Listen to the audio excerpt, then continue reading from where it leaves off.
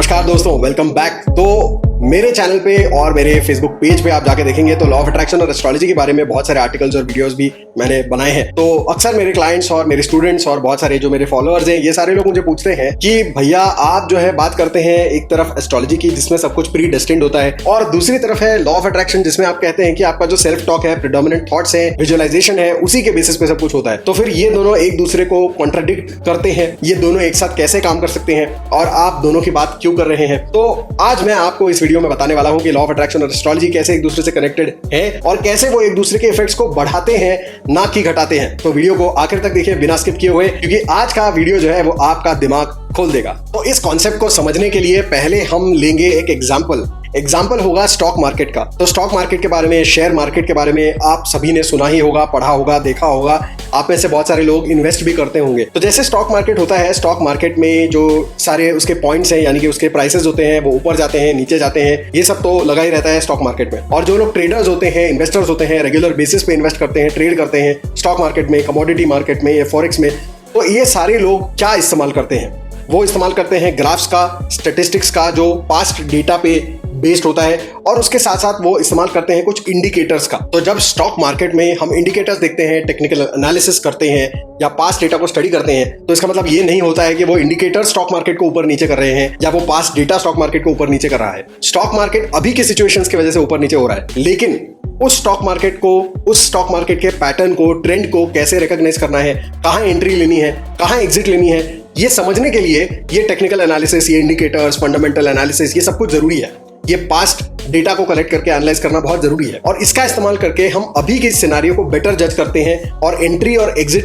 सही टाइम पे लेते हैं, जिसकी वजह से हमको फायदा होता है, या अगर गलत हो जाए तो नुकसान भी होता है। तो एस्ट्रोलॉजी आपको ये बताती है कि आपके लाइफ का ट्रेंड कब कैसा चलने वाला है, कब अप ट्रेंड है, कब डाउन ट्रेंड है, कब एंट्री लेनी है, कब एग्जिट लेनी है, कब फायदा होगा, कब नुकसान होगा, कब बड़े डिसीजन लेने हैं, कब नहीं लेने, कब बड़ी इन्वेस्टमेंट करनी है, कब नहीं करनी। ये सारी चीजें बताते हैं हम एस्ट्रोलॉजी के बेसिस पे, इसलिए एस्ट्रोलॉजी की स्टडी की जाती है। तो एस्ट्रोलॉजी का मतलब बिल्कुल भी ये नहीं होता है कि भाई जो बता दिया सो बता दिया, इसके आगे आप कुछ भी नहीं कर सकते। एस्ट्रोलॉजी का मतलब है कि सबसे ज्यादा प्रोबेबल सिचुएशन क्या है, प्रोबेबल आउटकम क्या है, प्रोबेबल ट्रेंड क्या है, ये हम बता रहे हैं। अब इसमें आप क्या करते हैं, कब एंट्री एग्जिट लेते हैं, इस पे भी निर्भर करता है, और इसीलिए हम उपाय भी करते हैं, क्योंकि हम सिचुएशन को बदल सकते हैं, कंट्रोल कर सकते हैं। हम थोड़ा सा अपने दिमाग को, अपने आइडियाज को, अपने विचारों को ट्वीक करके, अपने हैबिट्स को ट्वीक करके उन एस्ट्रोलॉजिकल योग या अपॉर्चुनिटीज को इनकैश कर सकते हैं। तो चाहे स्टॉक मार्केट हो, चाहे एस्ट्रोलॉजी हो, जब आप एक बार एनालिसिस कर लेते हैं, आपको पता चल जाता है कि स्ट्रैटेजी कैसे बनानी है, एंट्री कब लेनी है, एग्जिट कब लेनी है, ये सब कुछ आप बना सकते हैं स्ट्रैटेजी। लेकिन फिर भी बहुत सारे लोगों के पास सेम डेटा उपलब्ध होने के बावजूद भी वो सारे लोग अलग अलग आउटकम्स तक पहुंचते हैं। क्यों? क्योंकि इसमें एक मिसिंग इंग्रेडिएंट है। मिसिंग इंग्रेडिएंट क्या है? साइकोलॉजी, आपका माइंडसेट। आप कैसा माइंडसेट रखते हैं, आपकी साइकोलॉजी कैसी है, ये भी बहुत ज्यादा जरूरी है। स्टॉक मार्केट चाहे ऊपर जाए चाहे नीचे जाए, आप दोनों ही तरफ से फायदा करवा सकते हैं अपना, और दोनों ही तरफ से नुकसान भी करा सकते हैं। तो ऐसे भी लोग हैं जो गिरते हुए स्टॉक मार्केट में शॉर्ट करके पैसा बना लेते हैं। तो अपॉर्चुनिटी हर जगह पे है, अप साइड में भी है और डाउन साइड में भी है, और सेम चीज जो है एस्ट्रोलॉजी में भी अप्लाई होती है। फॉर एग्जाम्पल, अगर आपका 8वां या 12वां स्थान बहुत ज्यादा एक्टिवेटेड है आपके हॉरोस्कोप में, तो ऐसा माना जाता है कि आपके लाइफ में बहुत ज्यादा लॉसेस होंगे, कर्जे होंगे, नुकसान होगा, और आपको जो है बहुत ज्यादा स्ट्रेस होगा, चोरी चकारी भी हो सकती है आपके साथ, बहुत सारे रिपेयर के काम निकल सकते हैं, बहुत सारे लोग आपके पास आएंगे कंप्लेंट लेकर। और यहाँ पे ये समझिए कि अगर मैं आपको कहूँ कि आपके पास बहुत सारे लोग अपनी शिकायत लेकर आने वाले हैं, आपको बार बार कंप्लेंट्स बताने वाले हैं, आप जो है मैकेनिक बन जाइए, या आप डॉक्टर बन जाइए, या फिर 8वां और 12वां स्थान डिस्प्यूट को भी दिखाता है, और मैं आपको कहूं कि भाई आप जो है लॉयर बन जाइए, तो मुझे बताइए कि अगर आप लॉयर बने तो जब तक दुनिया में डिस्प्यूट है तब तक आप पैसा बनाते रहेंगे। अगर आप डॉक्टर हैं तो जरूरी है कि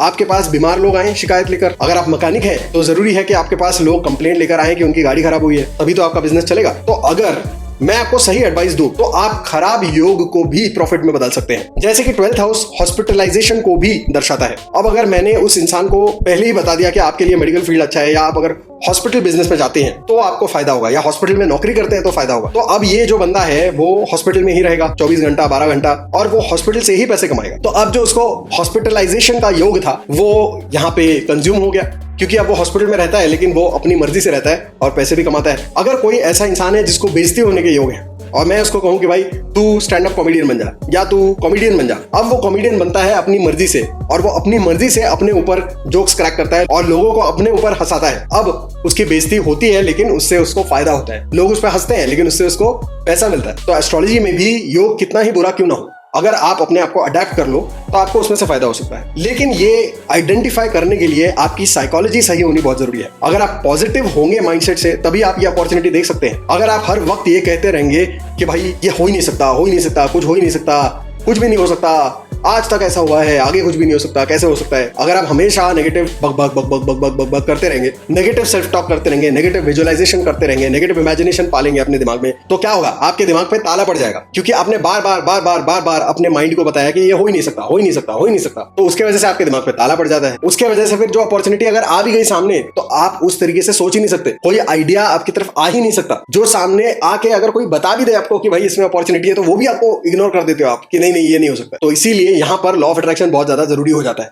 लॉ ऑफ अट्रैक्शन की टेक्निक्स बहुत जरूरी हो जाते हैं। पॉजिटिव सेल्फ टॉक बहुत ज्यादा जरूरी हो जाता है कि जब आदमी पॉजिटिव सेल्फ टॉक करेगा, लॉ ऑफ अट्रैक्शन की प्रोग्रामिंग करेगा, तो आदमी हमेशा पॉजिटिव चीजों को ही देखेगा, हर चीज में अपॉर्चुनिटी देखेगा। जहां अपॉर्चुनिटी नहीं है वहां पे भी अपॉर्चुनिटी ढूंढ लेगा। कम से कम अगर अपॉर्चुनिटी नहीं तो डैमेज कंट्रोल तो कर ही लेगा। इसलिए माइंडसेट पॉजिटिव होना बहुत जरूरी है। और तभी आप एस्ट्रोलॉजी के डेटा को, एस्ट्रोलॉजी के जो भी आपको इंसाइट्स मिले हैं उनका बेस्ट से बेस्ट इस्तेमाल कर पाएंगे, तभी जब आपके पास पॉजिटिव माइंडसेट, पॉजिटिव आउटलुक होगा। और इसके लिए जरूरी है positive self talk, law of attraction के टेक्निक्स, विजुअलाइजेशन एटसेट्रा। तो अब आप समझ गए होंगे कि कैसे ये सारी चीजें एक साथ जुड़ी हुई है। एस्ट्रोलॉजी भी जुड़ी हुई है, वास्तुशास्त्र भी जुड़ा हुआ है और लॉ ऑफ अट्रैक्शन भी जुड़ा हुआ है। नॉर्मली अक्सर क्या होता है कि लोग आउट ऑफ अलाइनमेंट होते हैं, कहीं पे निगाहें कहीं पे निशाना, ये सिचुएशन होती है बहुत सारे लोगों के साथ कि मन में कुछ और चल रहा है, एनर्जी कोई और चल रही है और शरीर कहीं किसी और दिशा में जा रहा है। तो सब कुछ जो है केओस में होता है।